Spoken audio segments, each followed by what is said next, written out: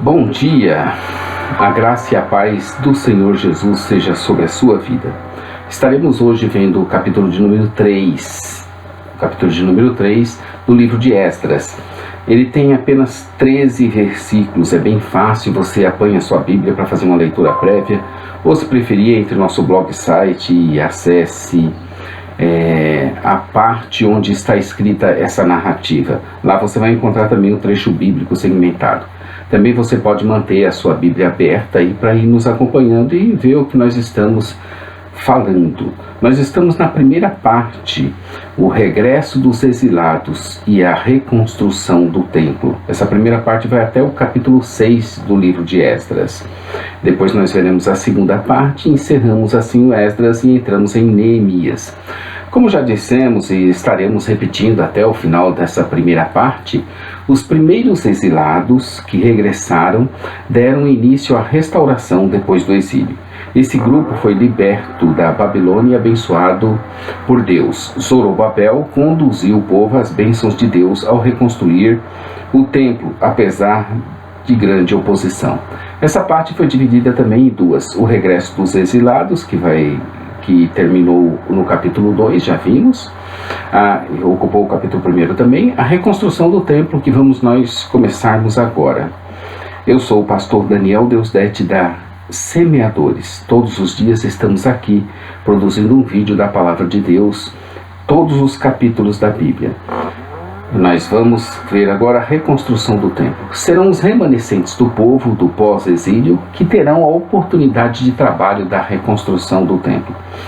Mas não de uma vez, e sim em vários estágios. Seus esforços foram apoiados pelo Senhor e promoveram a importância do templo para a comunidade restaurada. Esses capítulos dessa parte B, eles também são divididos em duas partes. A primeira, a reconstrução do templo, nesse capítulo até o verso 6, a reconstrução do templo propriamente dita, a partir do verso 7 até o capítulo 6. Então, primeiro a reconstrução do altar, repito e corrijo. Primeiro a restauração do altar, até o verso 6, e depois do templo propriamente dito, do verso 7 até o capítulo 6. A reconstrução do altar. A primeira preocupação de Zorobabel foi a reconstrução da área do templo relacionada ao seu altar, de forma que pudessem ser ali feitos os sacrifícios a serem oferecidos a Deus. O mês que estava chegando, o 7º mês, Tisri, setembro/outubro geralmente, era uma época oportuna de festa que iria incentivar a sua reconstrução. Estava chegando a festa dos tabernáculos, a maior festa do Antigo Testamento. Levíticos 23, 33. No verso 2 são mencionados os holocaustos. Os holocaustos são os principais sacrifícios oferecidos conforme Levítico 1.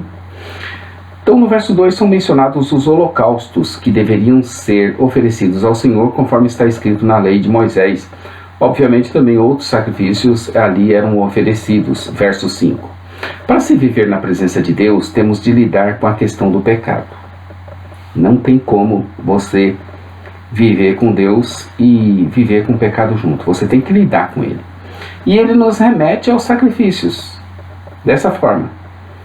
Era com base nos holocaustos que um povo pecaminoso podia viver na presença de um Deus santo.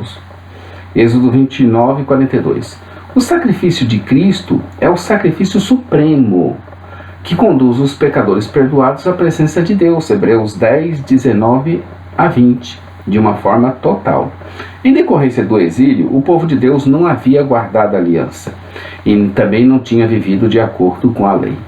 Os remanescentes que regressaram tinham a preocupação de guardar a aliança mediada por Moisés, verso 4. No entanto, apesar do seu compromisso e de suas realizações, não foram capazes de observar a lei perfeitamente, como homem nenhum seria capaz. Não foi apenas a questão do exílio, mas mesmo antes, na prosperidade e abundância total, o povo não conseguia essa perfeição. Foi somente em Cristo Jesus, o Messias esperado, que guardou a lei com perfeição e assim se tornou a base para a justificação. Romanos 5, 12 a 21. Além da celebração da festa dos tabernáculos, todo esse sistema sacrificial foi colocado em andamento desde o princípio, pois os sacrifícios eram essenciais para manter a aliança com Deus. Hebreus 9, 22. O trabalho que estavam fazendo requeria muita coragem, e eles a demonstraram nessa reconstrução do altar e no lançar desses fundamentos do templo. Em breve, a partir do capítulo 4, versos 4 e 5, essa coragem ia ser testada, e o trabalho por conta disso iria ser interrompido. Verso 24 do capítulo 4. Então vejamos a restauração do templo propriamente dita, a partir do verso 7 do capítulo 3, onde estamos vendo agora. Assim que os primeiros sacrifícios haviam sido oferecidos, foram tomadas providências para se iniciar a reconstrução do templo. A reconstrução e a preparação do altar para poder fazer os sacrifícios foi a base para que o principal trabalho fosse feito, ou seja, a reconstrução do templo. Não obstante, esse empreendimento sofreu oposição e exigiu muita perseverança. A gente vai dividir essa parte, a reconstrução do templo, propriamente dito, em 5 outras partes, do capítulo 3 ao capítulo 6. A reconstrução sendo iniciada, aqui no capítulo 3, do verso 7 ao 13, a oposição à reconstrução no capítulo 4, a reconstrução que será retomada no capítulo 5, versos 1 e 2, oposição novamente à reconstrução, capítulo 5, a reconstrução é concluída no capítulo 6. A reconstrução então é iniciada. O templo agora era muito importante para a restauração de Israel. Zorobabel e aqueles que voltaram com ele começaram imediatamente a reconstruir a casa de Deus, começando pelo altar, pois entendiam que essa era, no momento, a tarefa fundamental para fortalecimento de uma nação quase destruída. E eles estavam quase destruídos e tinha que começar por aí. Apesar das diferenças entre o templo de Zorobabel e o templo de Salomão, nos diz a Bíblia de Estudo de Genebra, os paralelos verbais e temáticos entre esses versículos e várias passagens em 1 Crônicas, bem como a menção das instruções de Davi, verso 10, indicam que o templo reconstruído era continuidade legítima do templo de Salomão. Eles começaram as obras no segundo ano, 536 da sua vinda à casa de Deus, no segundo mês Zivi, geralmente abril, maio.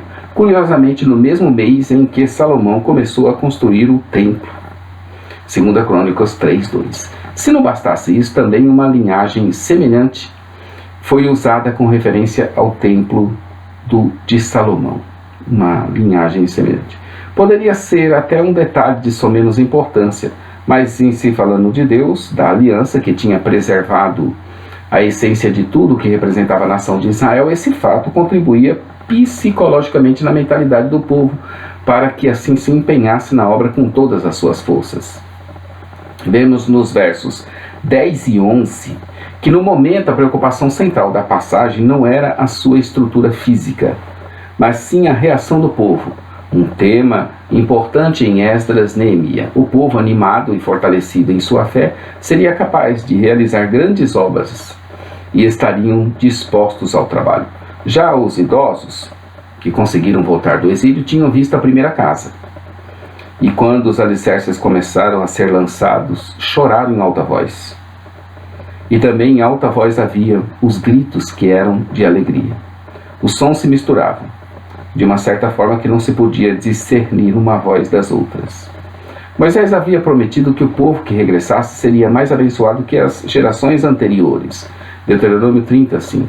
No entanto, os membros mais velhos do povo de Deus, os remanescentes do pós-exílio ou a nova nação unificada de Israel, eles não estavam chorando de alegria, mas de decepção, pelo contraste entre esse humilde começo, Zacarias 4:10, e o esplendor do templo de Salomão.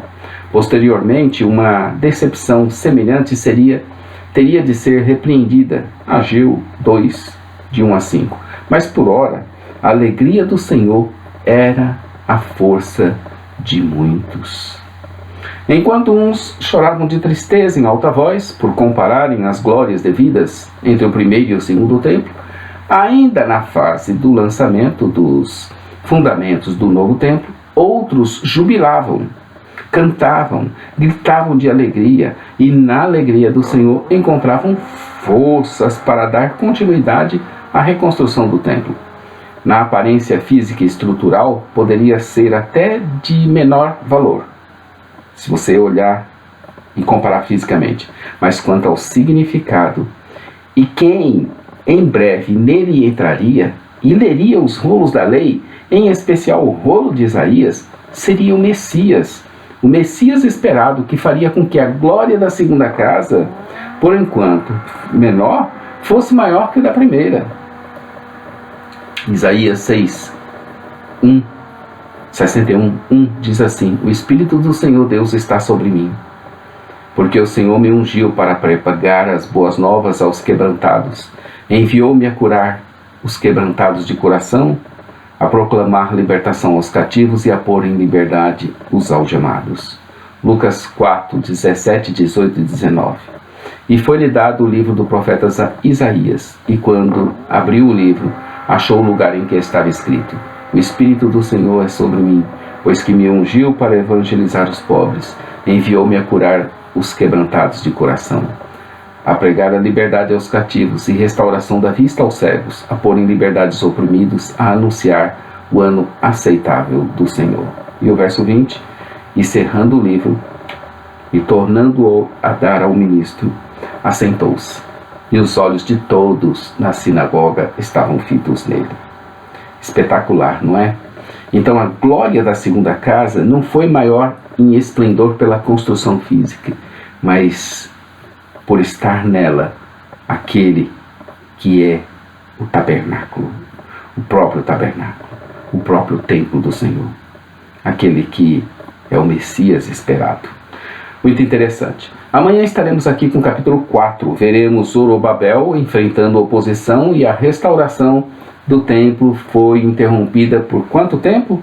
17 anos. Amanhã nós veremos isso aí. Por hoje é só. Agradeço a sua presença. Curte aí nosso vídeo, inscreva-se em nosso canal.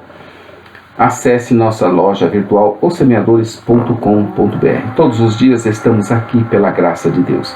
Maranata, ora, ora, vem Senhor Jesus. Queridos, um bom dia na presença de Deus. Fica com Deus.